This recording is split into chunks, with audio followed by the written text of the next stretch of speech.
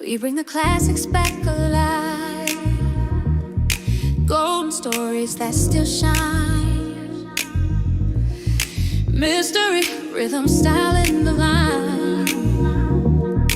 Timeless movies with a soul-filled smile. At Silver Shadow Cinema, come feel the vibe, come feel the love. We restore the past, we light it up. So everybody move, let the credits run. Dance through the memories, history in harmony. You're right where you belong.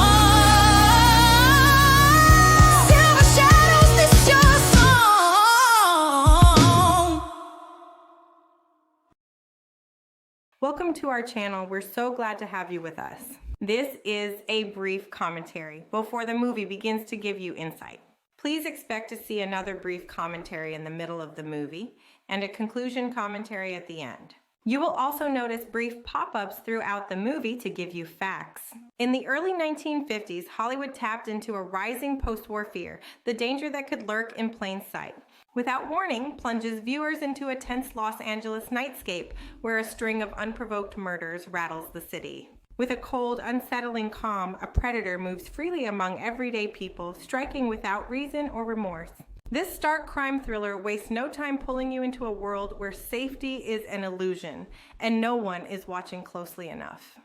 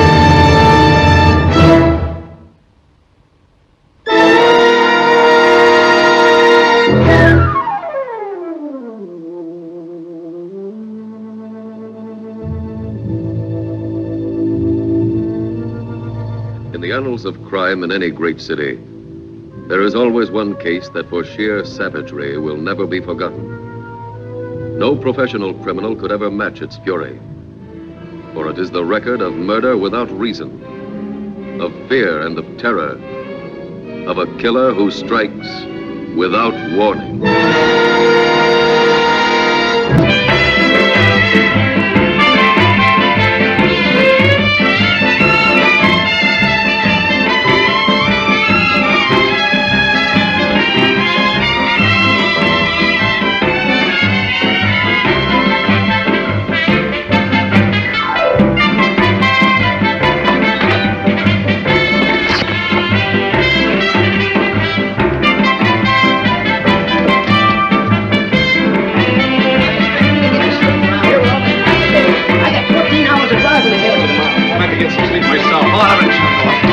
This was a quiet spot. This is the manager. You'll have to turn off that radio. The other guests are complaining. I said turn off that radio. Well, I'll come in and do it for you.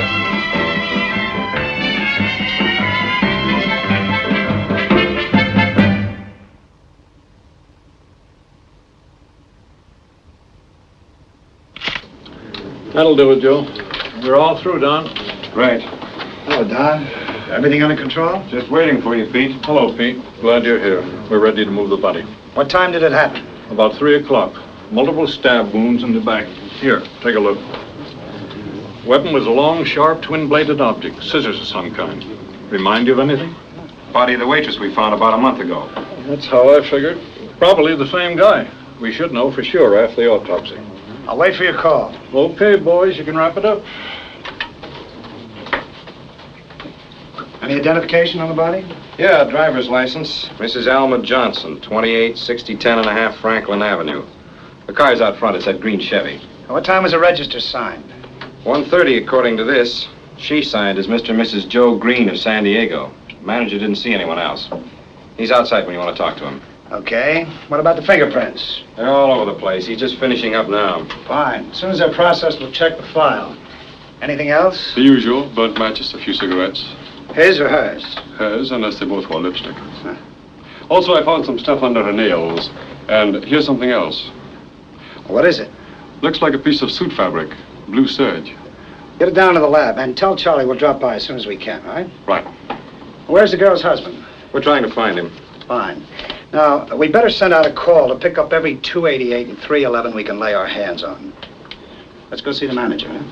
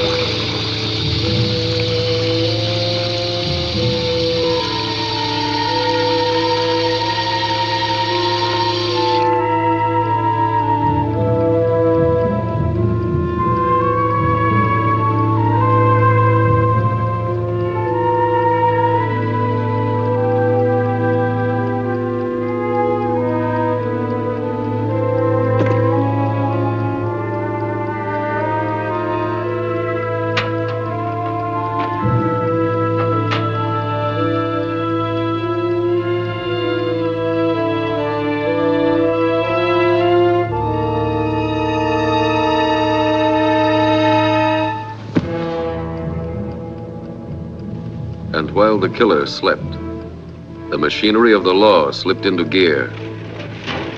They checked the fingerprints found at the scene of the crime. If the killer had ever been arrested, his prints would be on file. There was no record of them anywhere. They located the victim's husband and brought him in to identify the body. He'd been working all night and hadn't even known his wife was on the loose. Police details moved throughout the city. They picked up any man who had ever been connected with a crime similar to the murder in the motel. The suspects were taken to the identification room. They were booked, printed, and mugged. It was a mixed assortment of the mild and the defiant. That was the routine, and it went on all night. Meanwhile, in homicide, they went after the case from another angle. That's the way I see it. The victim was attacked from the back and stabbed repeatedly in the body with a twin-bladed object like that. That's the same man, all right. Are you sure about the type of weapon? Sure, I'm sure. I'll show you. Here are the photographs we took last night. Notice the position and frequency of the wounds. And here are the ones we took of that waitress a month ago. The wounds are identical. In each case, they were made by a thick kind of scissors about 5 inches long. At least he's consistent. Anything else, Doc? Just what you already know. Both victims were blonde and had alcohol in their systems. Don, let's have a couple of dozen photographs of the Johnson woman made up right away. Then see how many men Brownie can lend us to canvass the bars. If they show the pictures to enough bartenders, one of them ought to come up with a lead. Right, I'll see you back here. Now, you better make it the lab. I want to talk to Charlie. If you get any ideas on the type of scissors, Doc, let me know. I'll do that, Pete. A couple of days ago. Of course, a square inch of fabric isn't much to go on. But it may tell us a few things.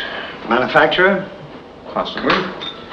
We can trace the mill that made the material. What makes you so positive it's from the killer suit in the first place? I'm not positive, but we have to start somewhere. We tried to check everybody that was registered in the motel room in the past week. And? And what do you think? 75% of the names were phony. Well, that's par for a motel. You wouldn't say you were playing a long shot, would you? What do you want me to do? Assign a man to every motel in town just to be sure that the guests sign their right names? Relax. You'll put them all out of business. Okay. What'd you find? It's from his suit, all right. The threads match the traces of wool lint found under the dead girl's fingernails. She must have put up a pretty good fight. Take a look. Hi. Now, the main thing is the number of horizontal strands to the weave. I'd say about 80 to the inch and 100 fibers to the strand. For serge, that's pretty good. Just saw Brownie. It's all set. How many men is he gonna let us have? 8 tomorrow, more later if we need him. We'll need him, all right. About this material, how much would you say it cost? Well, it isn't cheap. Couldn't touch a suit like that for under $90 or $100. Anything else? Yeah, it's quite new. Very resilient. The fibers have all the bounce of a new handball. Another thing, there are no signs of cleaning fluid. All right, so the suit's new. It'll take months to track down everybody who's bought a blue serge suit recently. Would you like to borrow my microscope? If you had a brand new $100 suit with a small tear in it, what would you do? Give it to the Salvation Army? No, I'd take it to one of those French weaving places. Don. Coffee? Don? Will you have a bulletin sent out to every shop in town that does mending and weaving? Warn them to be on the lookout for a blue serge suit with a tear in it. I'll take care of it right away.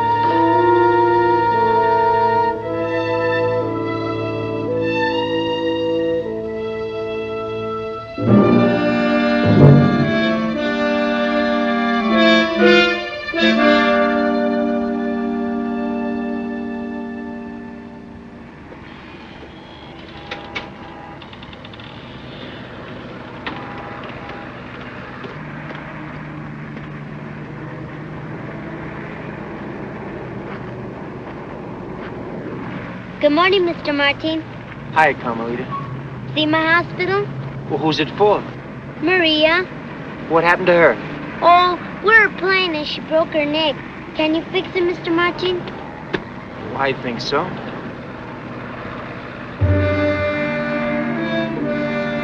There, she's as good as new. Hey, what are you doing with that package? What's in it?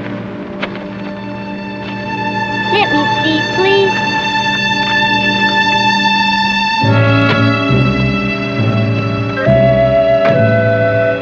Hey, my dog's broken again.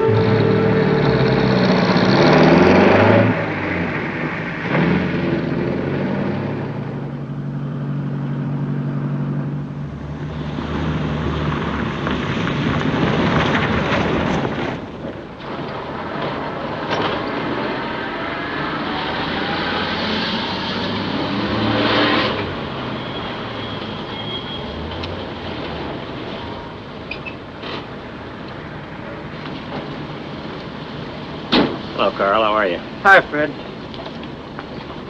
Say, listen, do you think you can put a coupling on the end of this for me? Sure. Anything else today? Oh, I need a couple 100-pound sacks of Vigoro.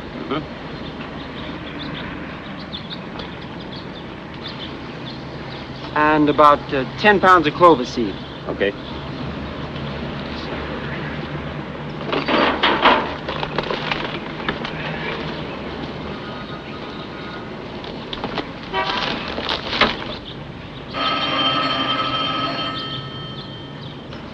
Who's the girl?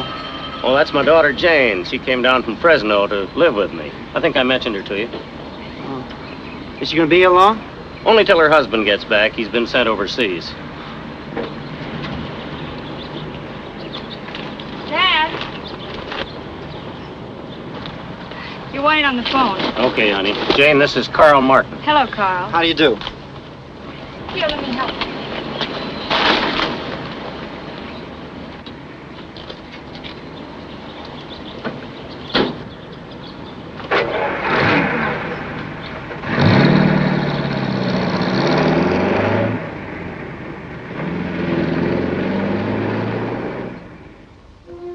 Within 6 hours of the murder, the killer was back tending flowers as part of his normal daily routine.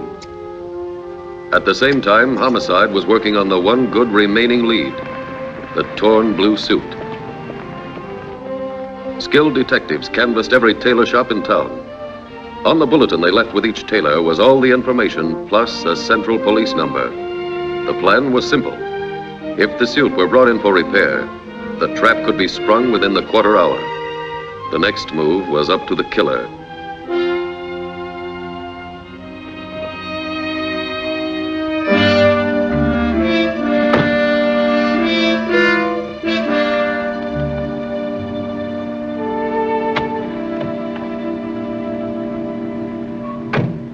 First of all, lady, I can fix it, but it'll show, and this is too good a skirt for that. A friend of mine had a tear in her dress, and she took it someplace and had it mended, and it didn't even show where the work was done.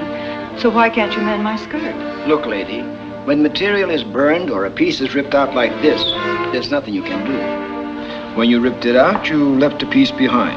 You see, there's a piece of material missing. Look, you can see for yourself it doesn't fit together. Now, I have to take threads from your hem to weave in the missing space. That's the only way it can be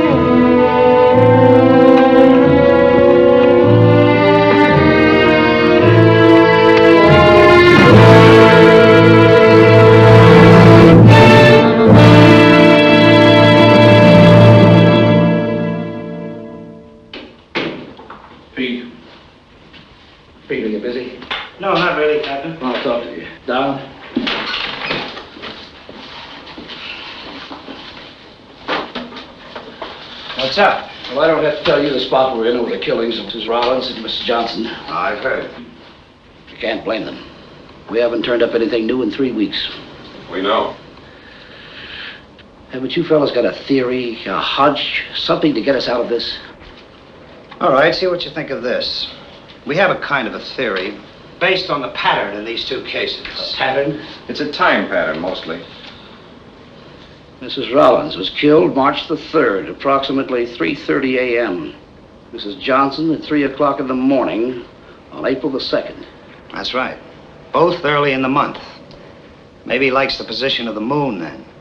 Or maybe he gets paid at the end of the month, and he likes to wait until he has enough money to go out in style. I don't know. Pete, it's the end of the month now. Yeah, I know. And if our theory is correct, you can tell them that the department is going to have another dead woman on its hands. And soon.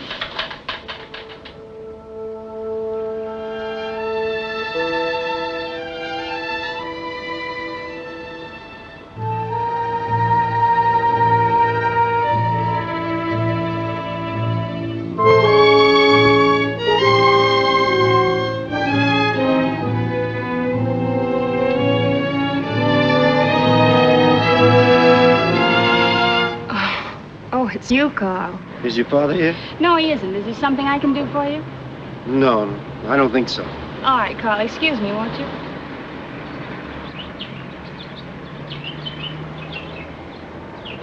What do you think of the way I butted this Hoover under the California? It's not bad for an amateur, is it? It's very good. How do you like working here for your dad?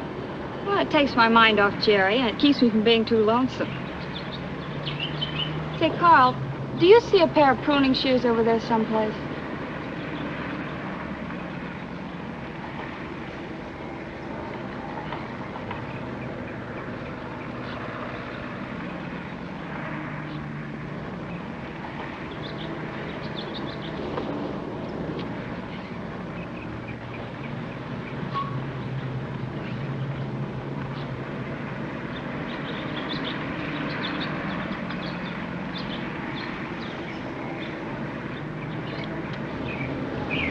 Thanks.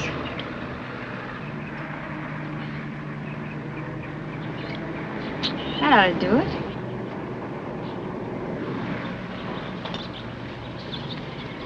Is there anything I can tell Dad for you? Well, one of my customers asked me for a rare tropical plant. I thought maybe your father could help me. Want me to give you a good suggestion? Okay. Why not a Cattleya orchid? I understand with proper care they do very well around here. Have you got one in stock? Well, no. Dad sends to Hawaii for them. However, this is the right season. We ought to be able to get one in a couple of weeks. Is that too long? Well, he said there was no rush. Order one for me, will you? All right, Carl. Thanks for the suggestion. Not at all. Goodbye.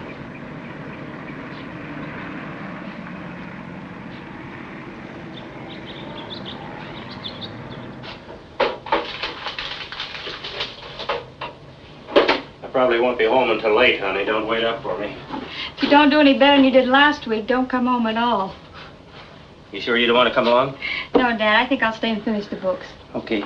Well, I left the sprinkler on. Turn it off in about 15 minutes, huh? All right, Dad. Good night.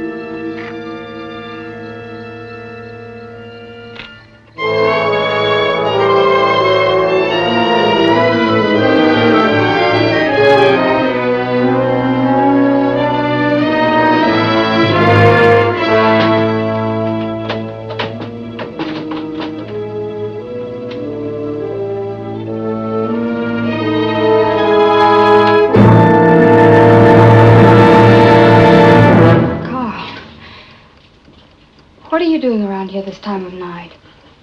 I was just passing. I saw the light on. I thought I'd pay my bill. Oh. Well, that'll save me having to mail it out to you. How come you're not watching Fred bowl? This is his regular night, isn't it? Yes, but if I don't get these bills out, he won't have enough money to bowl. Let's see. Here's your account, Carl. You owe us exactly $34.45. Yeah, that's right. Are you going to work very late tonight? Well, I have to get out all these bills. You got a way of getting home? Oh, I usually hop the bus at the corner. It's just a short ride. I'll be glad to wait for you. I have my car. Well, that's very sweet of you, Carl, but I wouldn't want you to waste your evening waiting around for me. I don't mind waiting. I have nothing better to do. We might even stop somewhere and have a drink. See, that's $34.50, $35.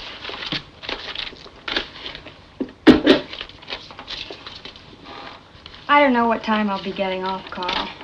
It's still early.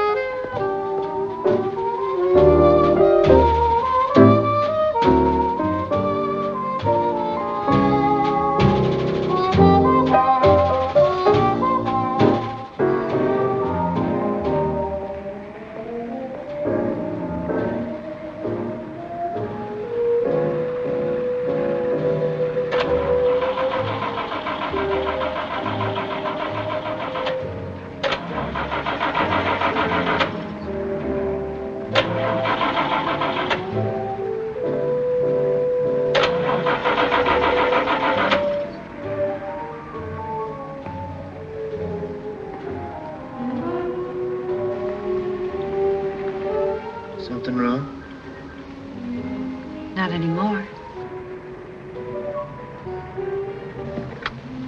Come and take a look. Do you often have this kind of trouble with your car? No. This hasn't happened for a long time.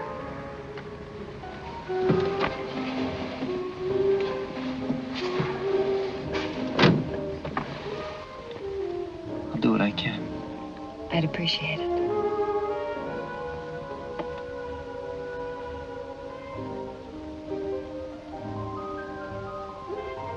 No wonder it won't start. The ignition key is off. Well, what do you know?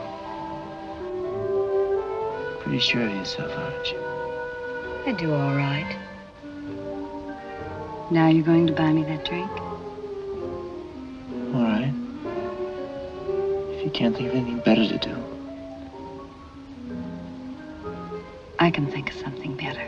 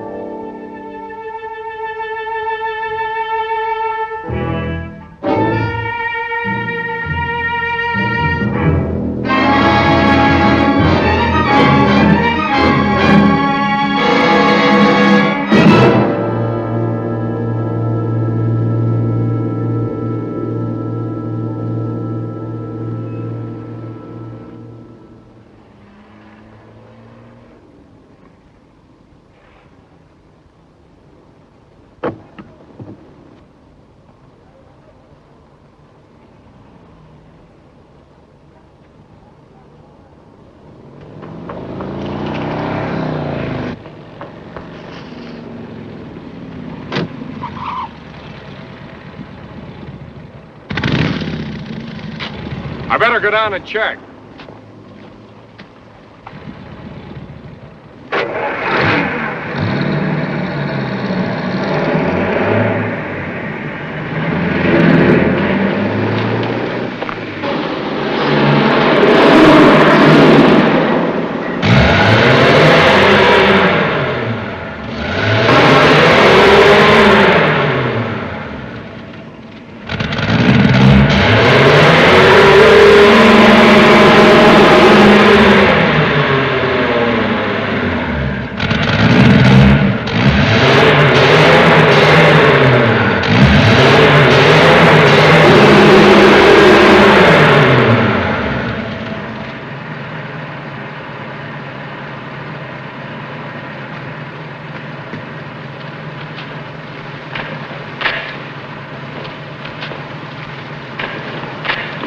Hi. What are you doing down here? Well, you know how it is, officer. Don't you know you're not allowed to park here? We were just leaving, but I got stuck. All right, I'll give you a hand. What's the matter with her? I'm afraid she had too much to drink. She dozed off. Dozed off. Get out while I take a look at her. Sure. Go ahead.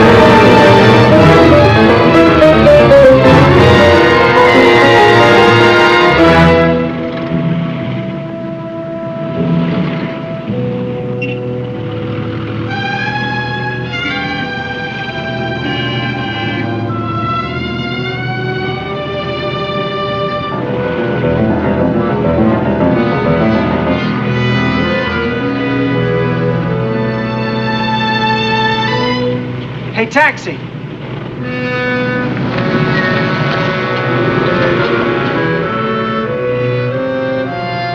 Union Station.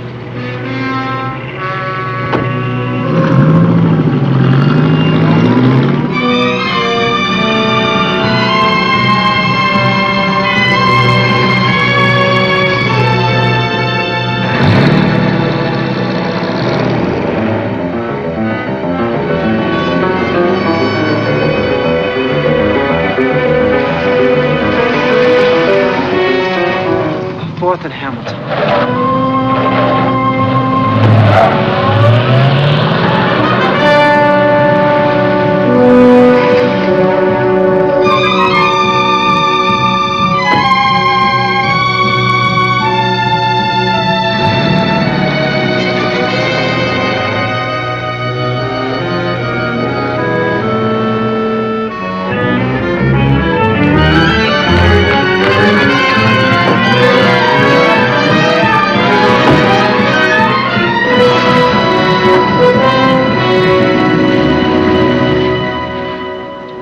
K. Roger, KMA 367.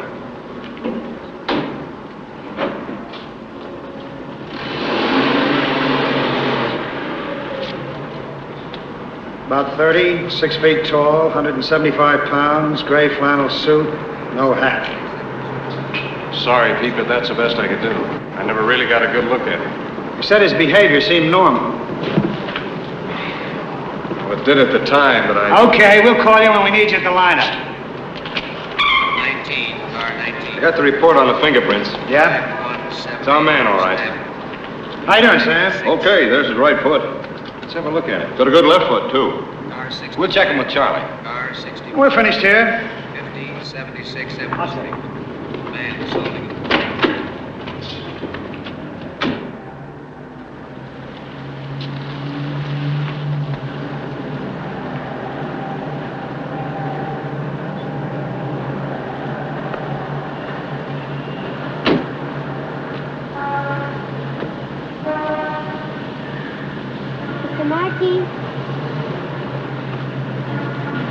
Mr. Martin.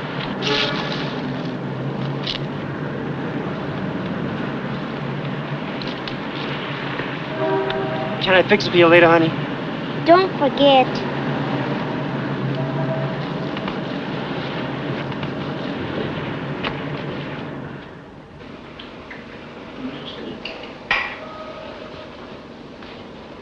He wears a 9.5 piece shoe. Same size I wear. Well, here's something a little more interesting. These are the cigarette butts found at the motel murder site a month ago. And these are the ones found in and around the car this morning. Now, do you notice anything peculiar? They all have lipstick markings, and there are about twice as many short ones as long ones. That's right. Take a look. Notice the lipstick on the long one to your right. It's uneven and spread pretty thin. Now look at the short one. It's almost twice as thick. In each case, the murdered woman smoked the short one, but she lit the long one in her own mouth and then passed it over to him. Excuse me. Hello, Wilkins speaking. Pete? Yeah, he's here. Okay, I'll tell him. I want you down at the Central Produce Market. They have a guy who thinks he saw your man. Let's go, Don.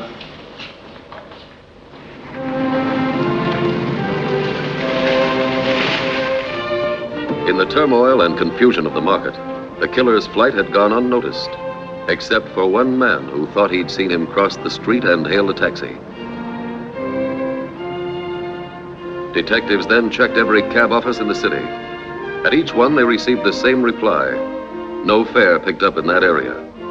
For all his carelessness, the killer had been swallowed up in the trackless jungle of the city.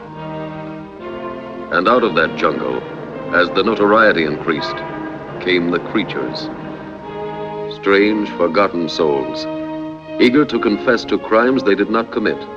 In their desire to bask briefly in the spotlight of the headlines, they were willing to admit to anything.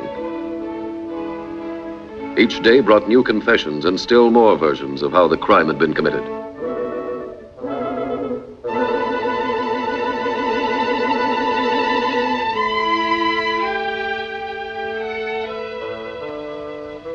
And so the admissions of guilt continued. Every cop on the beat had at least one habitual whom he could count on to confess to any and every crime. It was time-taking, discouraging work. But every story had to be checked, every letter and phone call investigated. There was always the chance that this one might be it. The only one who enjoyed it was the killer. It became evident they needed more than a physical description to pin him down. They had to get inside his brain to see what made him tick. To try and determine in advance what his moves would be, they consulted Dr. Werner, the police psychiatrist, authority on the criminal mind. Well, I'll say that homicidal maniacs fall pretty much into three categories. There's the sadistic psychopath, the epileptic equivalent, and the paranoid. Now let's consider the sadistic psychopath first.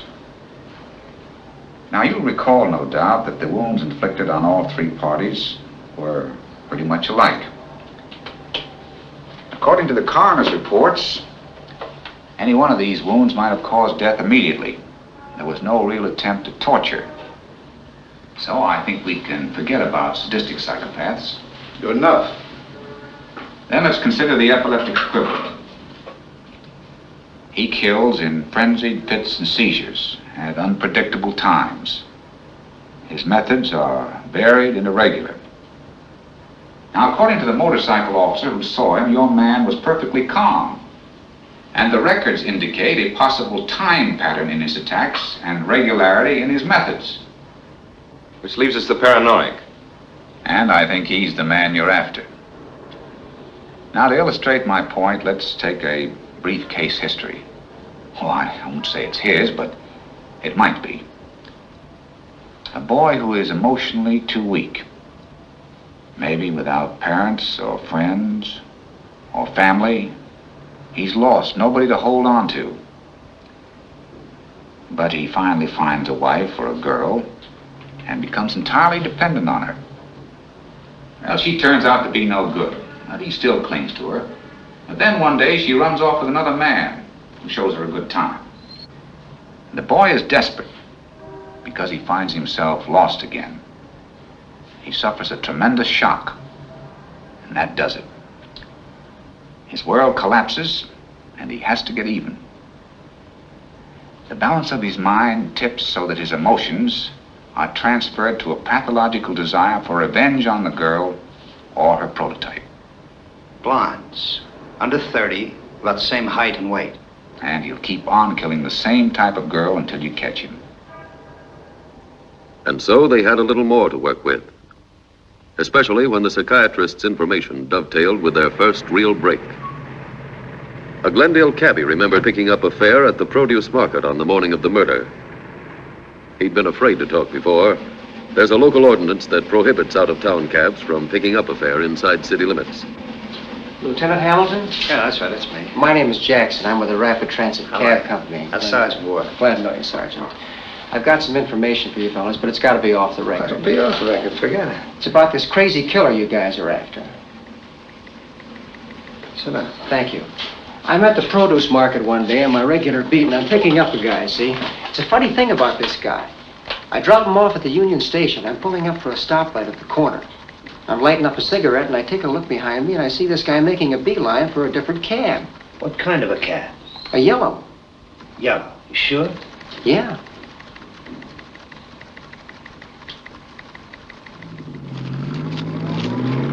Here it is. I knew we'd have it somewhere. Cab number 803. Picked up a fare at 6:05 at Union Station. Drove him to 4th and Hamilton. Thanks. Sure.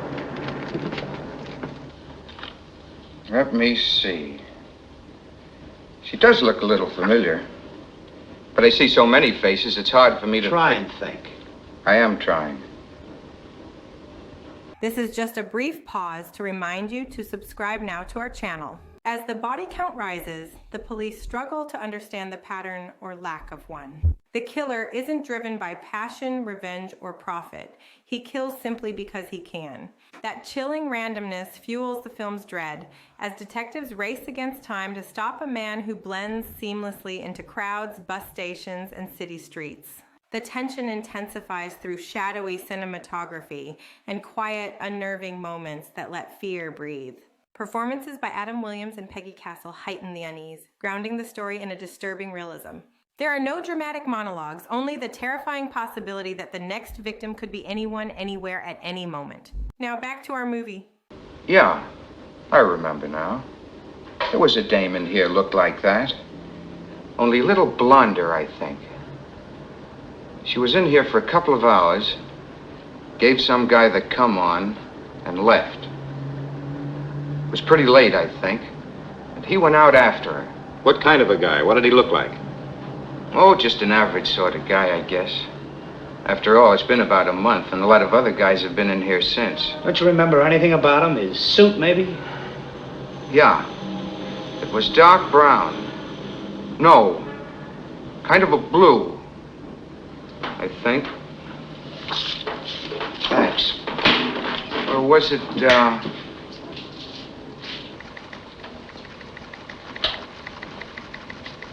So from now till the end of the operation, you're all assigned to us for special duty. Each of you's been chosen because of a close resemblance to the type of woman this man is likely to go for. It's your job to see that he does go for you. We've been able to figure his range of operations to an area within a radius of 15 miles. We've also classified the bars where he's likely to pick up his next victim. He's expected to strike in the next few days. Now for procedure. A plainclothesman will be detailed to each of you. You will never be out of his sight. You've just been given a good general description of the criminal on those cards. Don't waste time on anybody who doesn't match. When you have what appears to be a suspect, play him along until he makes a definite move. Then signal your detective to make the arrest. What would you call a definite move? Well, you'll have to decide that for yourself. We won't have the time of the men to pull in everybody who makes a friendly pass. On the other hand, always remember that you may be dealing with a homicidal maniac. The criminal seems to have a habit of letting the woman light a cigarette for him in her own mouth. Watch for that. Now, Don will give you your definite assignments. Well, Betty, you're first. You go with Sergeant Lewis. And Ginny, I'm going to tag along after you.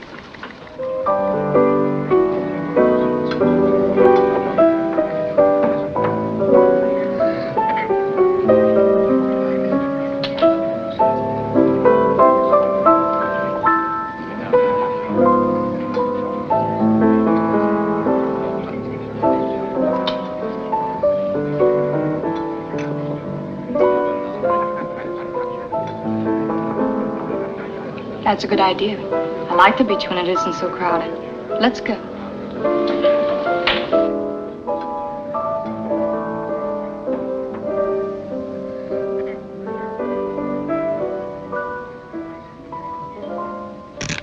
Hey, what's the big idea? I'm a police officer. You're under arrest. Under arrest? What for? I haven't done anything. What about it, Betty? Book him on 836-3. You heard the lady. Let's go. Look, like I told you, I just stopped in for a drink after the show. I tell you got me wrong. I'm a happily married man. Look. That's fine. I bet your wife's proud of you. You gotta believe me. I never had any trouble with the police before in all my life. I never been in jail before. Nothing like this ever happened to me before. Oh, a couple of traffic tickets, things like that, but... Okay, you can go. Honestly, officer, you gotta believe me. I'm telling you the truth. You can go. I know, but you don't understand. Oh.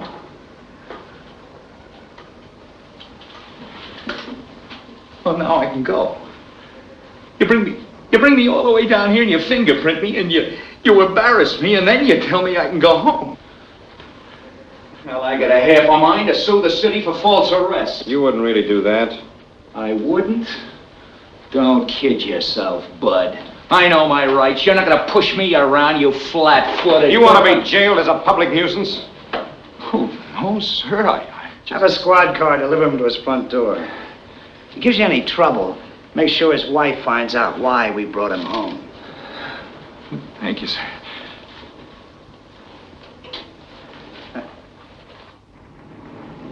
They weren't all quite so innocent.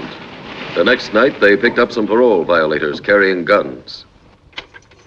They're back where they can't use them now. But it took time to pull every suspect in for printing and mugging, and time was running out. From now on, the girls would have to take greater risks. Let the potential killer show his hand more before they signaled for help.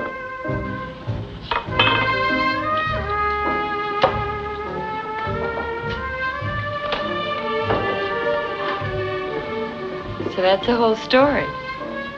Twice a month he goes away on a business trip. And leaves you home to twirl your thumbs. It's not so bad. At least I get to meet a lot of interesting people this way. I'll bet you do. How about another drink? What are we wasting our time around here for? I don't know. Come on, let's go.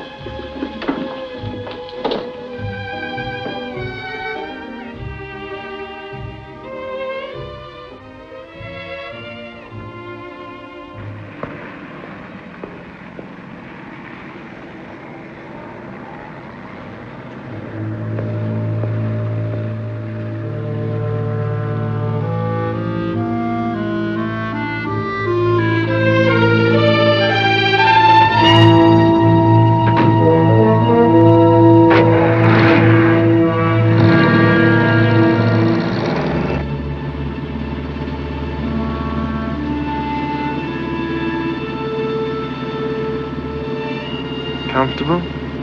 Mm-hmm. I could go to sleep right here. Why don't you?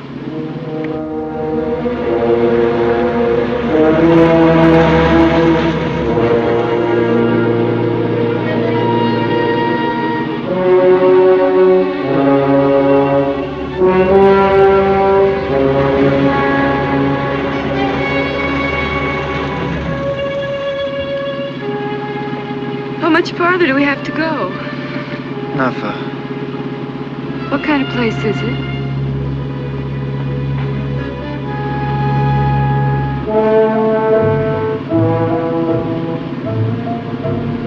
Just a nice little place.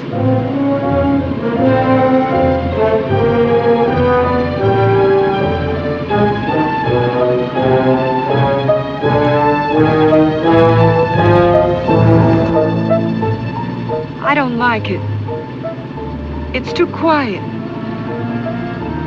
Let's go back toward town. What? After all the trouble I've gone to getting here?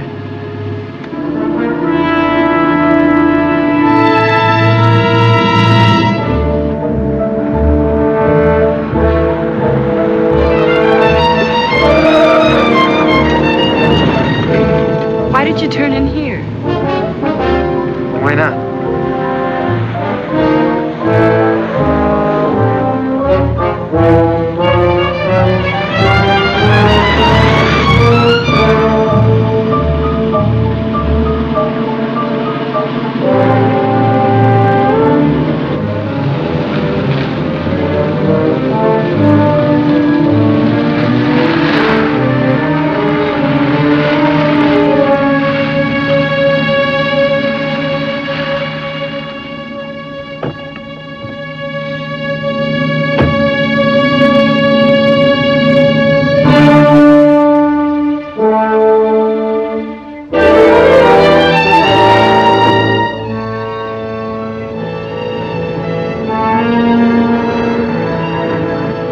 Why'd you turn off the lights?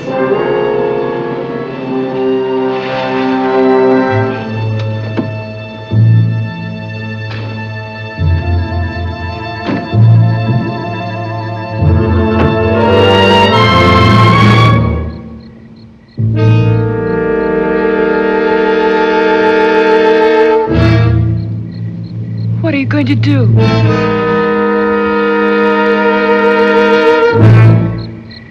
Nothing? You're gonna walk home from here. Maybe this'll teach you there's still some guys who respect another man's home.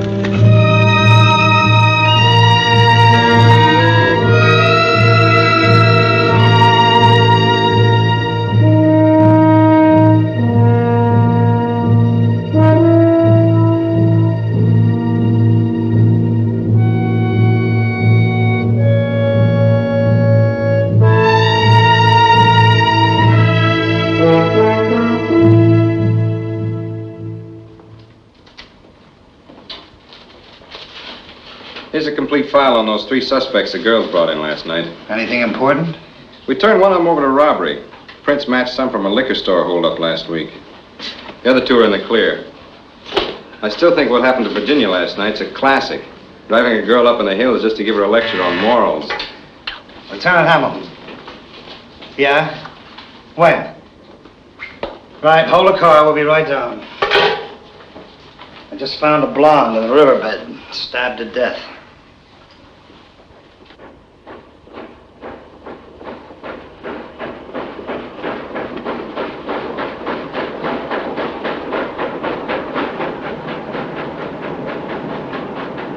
The handiwork is familiar, all right.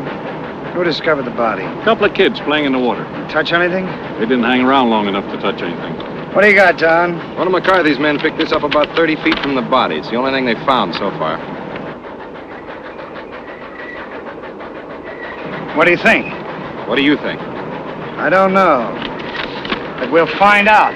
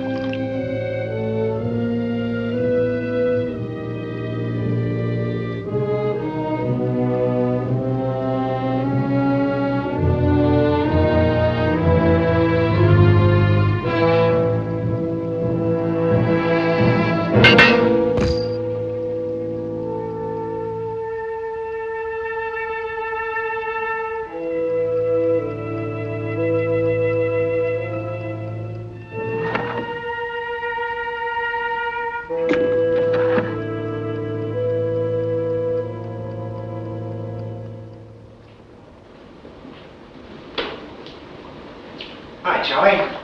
Hi, Pete. What do you got? Plenty. You'd be surprised what you can find in an old spring. Keep talking. It's from the murder weapon, all right. Fresh blood all over it. Signs of older blood, too. This baby's been used before. Probably 3 times before. What's it from? Garden shears. That ties in. You see this? Yeah, what is it? Nitrate of soda. Urea. Ammonium phosphate. Now, these are all basic ingredients of commercial fertilizer. We've analyzed a few surface crystals, and we'll get the complete formula eventually. Anything else? Well, we're just getting started. Take a look.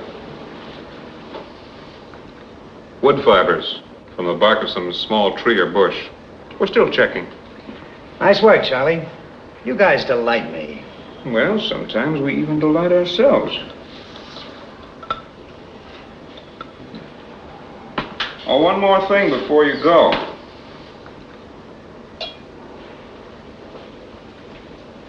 This guy must have gotten around quite a bit.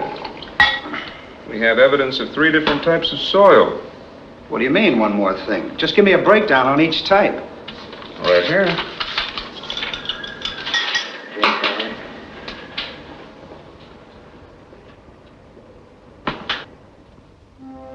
When the breakdown disclosed that the 3 types of soil found in the spring came from different sections of the city, they knew that gardening was not the killer's hobby. It had to be his profession. With that information to go on, the clues began to add up. The first step was to find the exact make of garden shears used as the murder weapon. It meant a rundown of every hardware store, supply house, and distributor of garden tools. It was a lot of legwork, but it had to be done. Somewhere in the city, there was a pair of shears that the spring would fit. In the laboratory, analyzing the components of the fertilizer identified with the murder weapon called for a different routine. Not as much running around, but plenty of midnight oil burning. Eventually, they were able to break down the specimen solution to the exact chemical formula. From there, it was a simple step to determine the brand name.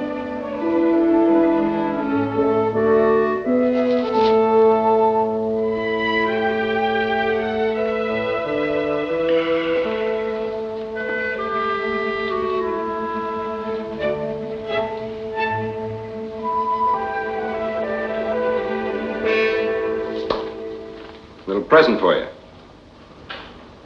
So we finally made it. That's an efficient little thing. Where'd you find it? Trendle Tool Company. Here's a list of their distributors. I didn't know there were this many hardware stores in the world. What about nurseries? About 100 of them, Pete. We'll try a shortcut. There's no guarantee that our man buys his tools and fertilizer at the same place, but we might as well check the places selling both products first.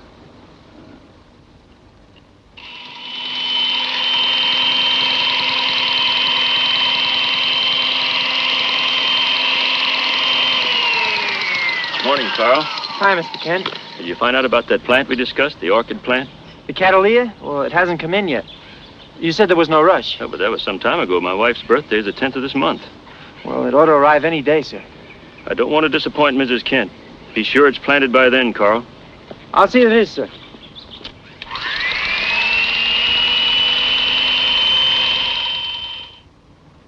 By the 10th. Yes, I know it's important. Well, I'm sure it'll be in by then. All right, I'll do what I can. Goodbye. Who was that? It was Carl Martin. He's worried about the Catalea orchid we ordered for him. It's all my fault. I told him it would be in by now. Well, you better call the express office again. All right, Dad. That's funny. What's the matter? Our honeymoon picture's gone. Sure you didn't take it home with you? No, it was right there on top of the safe. It must be around here somewhere. Here, honey. I'm gonna make your call. I'll help you look for it. All right.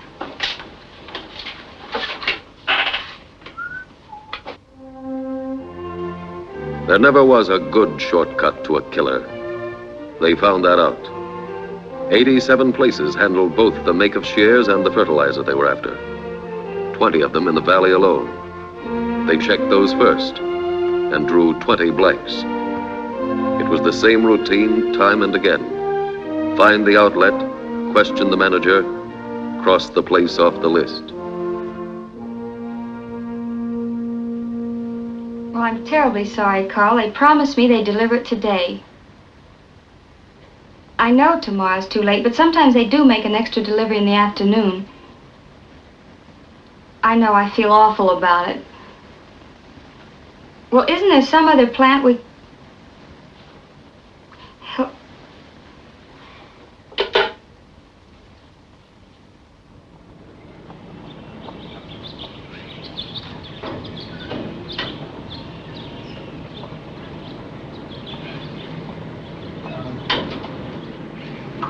Well, it finally got here.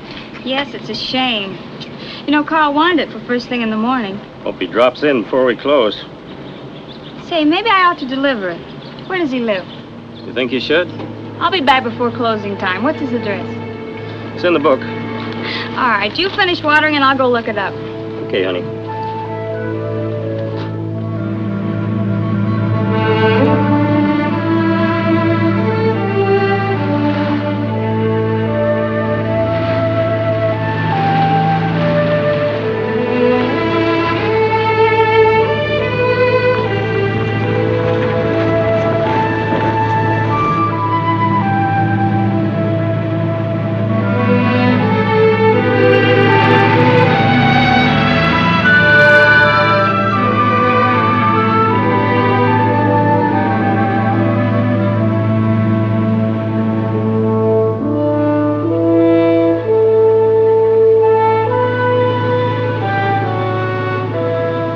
Which one is next? Saunders Nursery.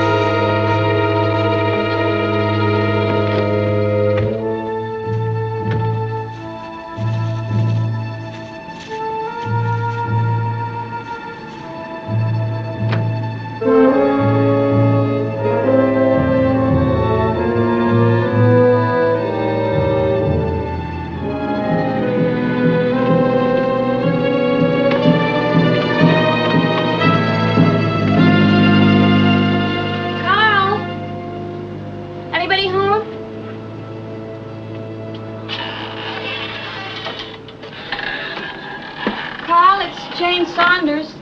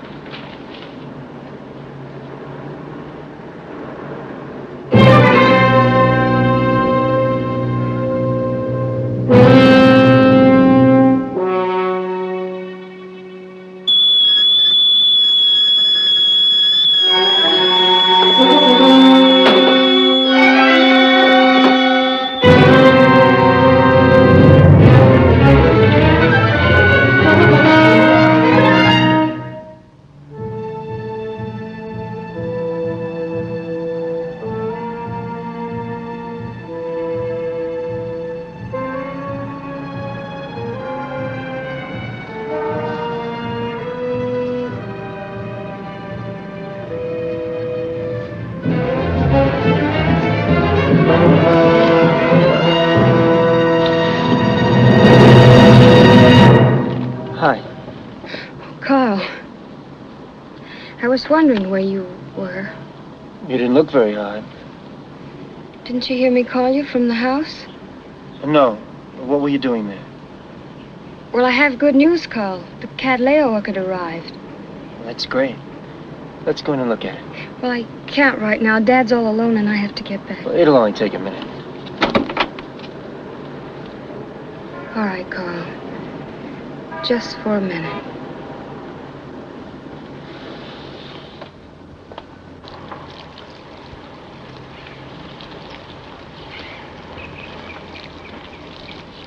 Hello. You the manager of this place? That's right. What can I do for you? We'd like a little information. Be right with you as soon as I turn off this water.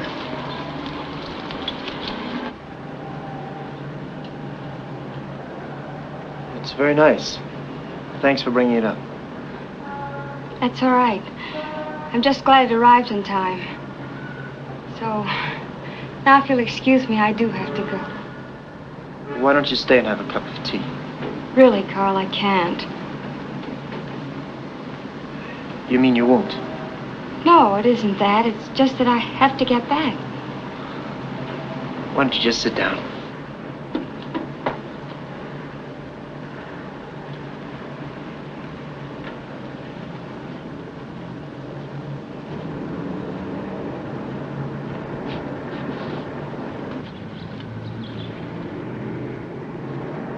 All right, gentlemen. What do you want to know? You sell this make of shears and Vigoro fertilizer, is that right? Yeah, I have been for some time. Why? You recall selling a pair of these shears or that brand of fertilizer to a man approximately 6 feet tall, 175 pounds, brown hair, about 30 years of age. Let me think. He's probably a gardener. I don't. 6 feet tall. Young and 6 feet tall. Kind of sounds like Carl Martin. Why do you want to know? Well, it's nothing serious. We just want to ask him some questions. Oh. Well, I know he uses Vigoro. What about the shears? I sold him some of his tools. I'd have to check the books. It'd take me some time. Go ahead. Okay.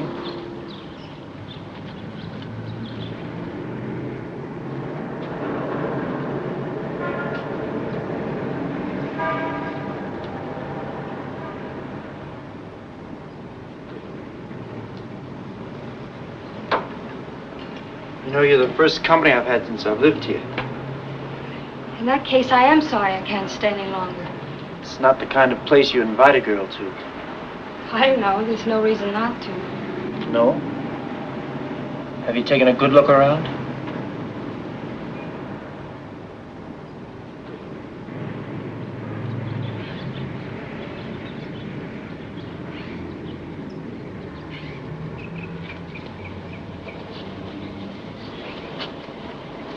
Yeah.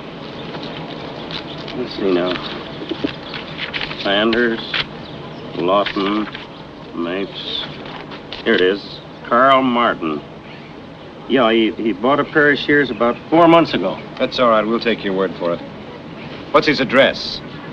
632 Hill Road. Thanks. Has Carl done something wrong? No, it's just a routine check. The reason I asked it, I was just thinking about something. What is it?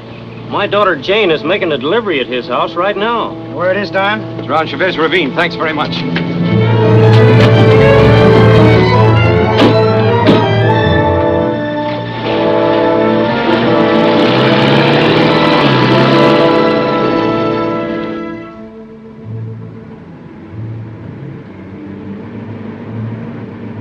Thanks for the tea, Carl. It was very good. I'm sorry I have to run. That's all right. My wife was a lot like you. Your wife? Oh, I forgot. You didn't know I was married, did you?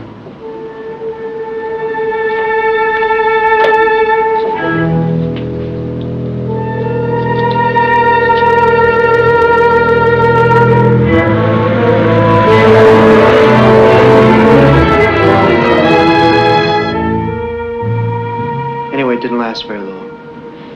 I'm sorry. Why, I'm not. I'm better off without her. Please, Carl, it's getting late. Mr. Martin? Sit down. I've got something very interesting to show you.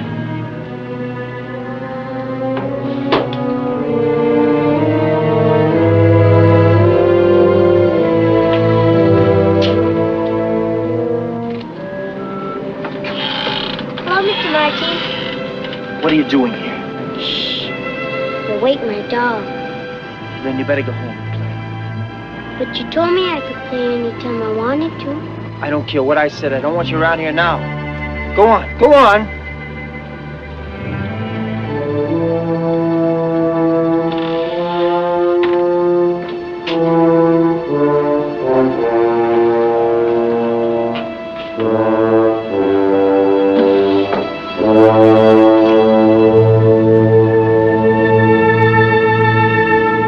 You can have your picture back.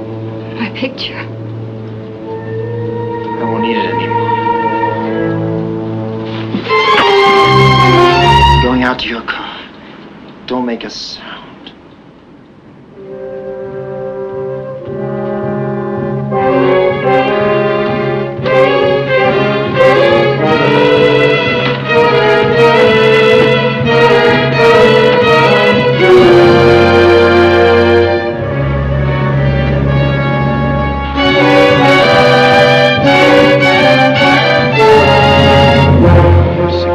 It's probably up around the top of the hill, Pete. There it is.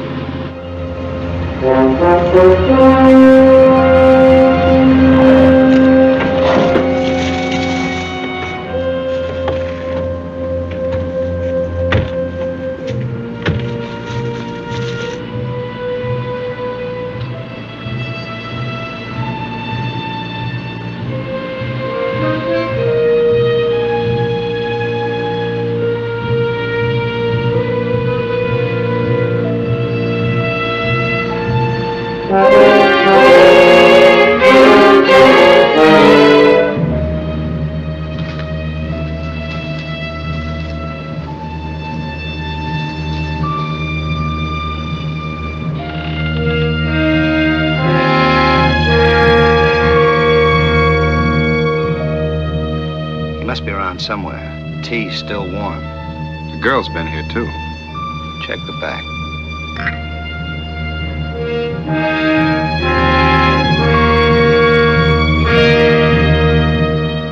Nobody out in the yard. Take a look at this.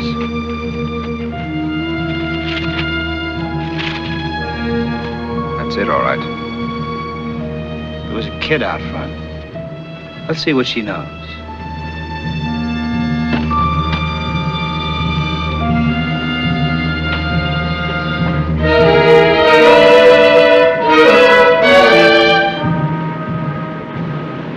Hi.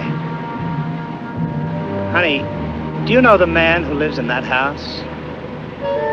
That house. Who lives there?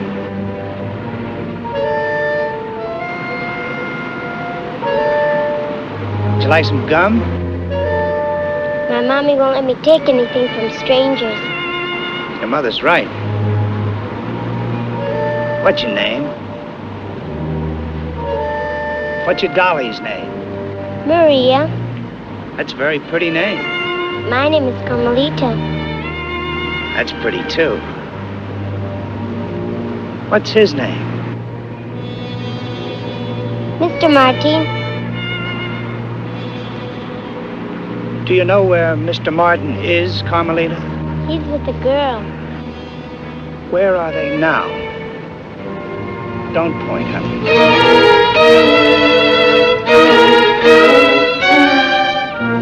Carmelita, go home to your mommy, please, honey.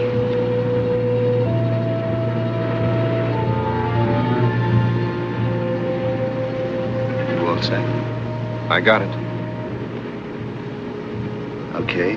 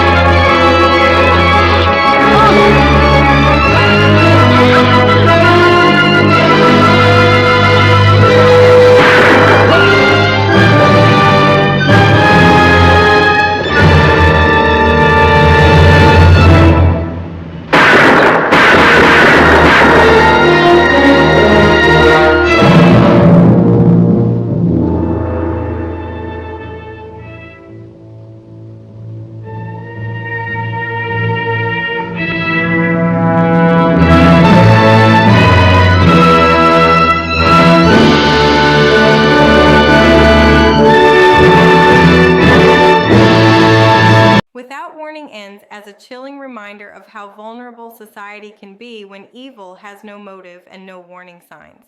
More than a crime film, it's a psychological snapshot of early Cold War anxiety, reflecting fears of anonymity, urban isolation, and unseen threats. Decades later, its quiet terror still resonates.